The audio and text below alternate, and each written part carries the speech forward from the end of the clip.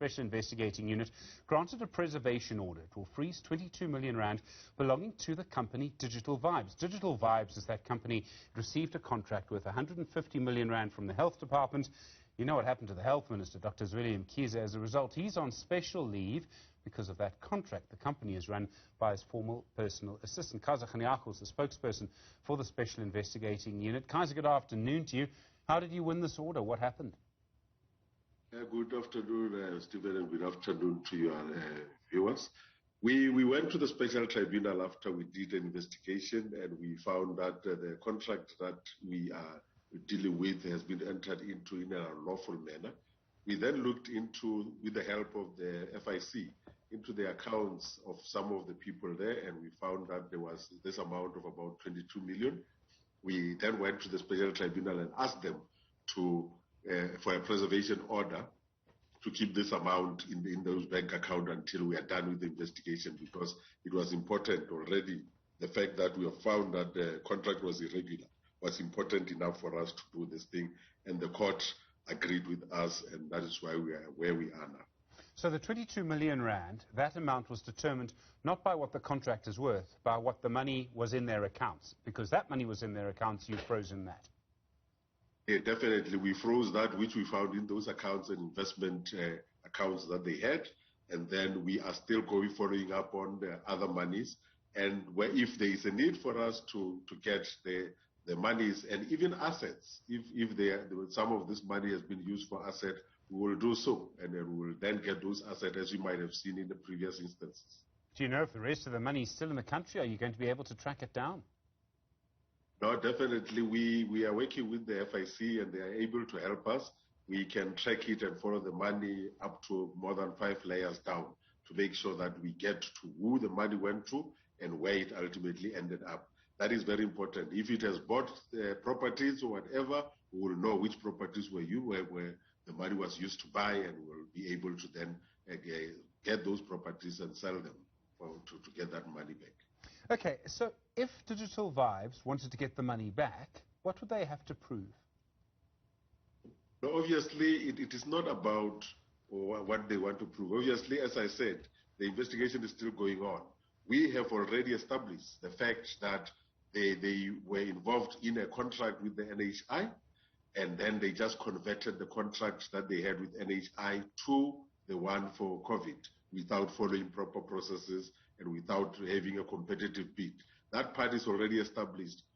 That's why what we will then do from here is to then go back to the special tribunal and make sure that this accounts, this contract is set aside, because once it is set aside, we are in a better position to then claim those monies back.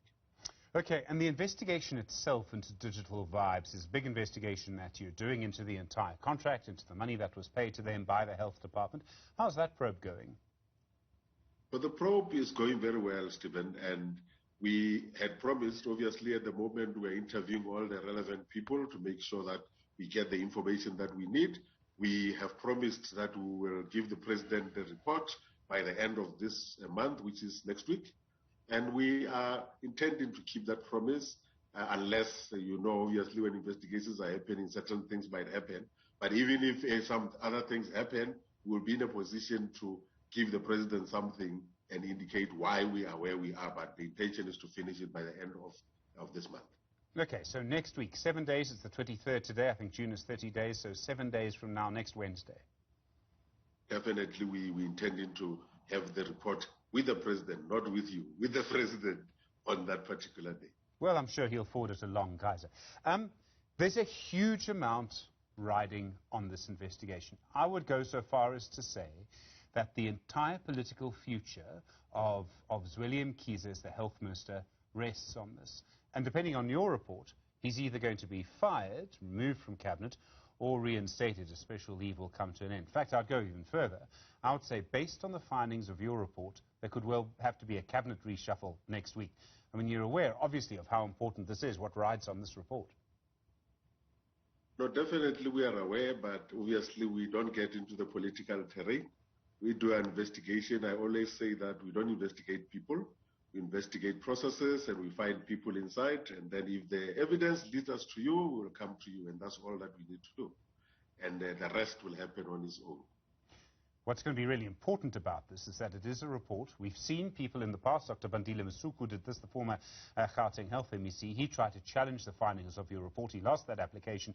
The point I'm making is that it's entirely possible that your report, if it does make findings against certain people, including the current minister on special leave, you could well challenge it in court. So your report has to withstand that.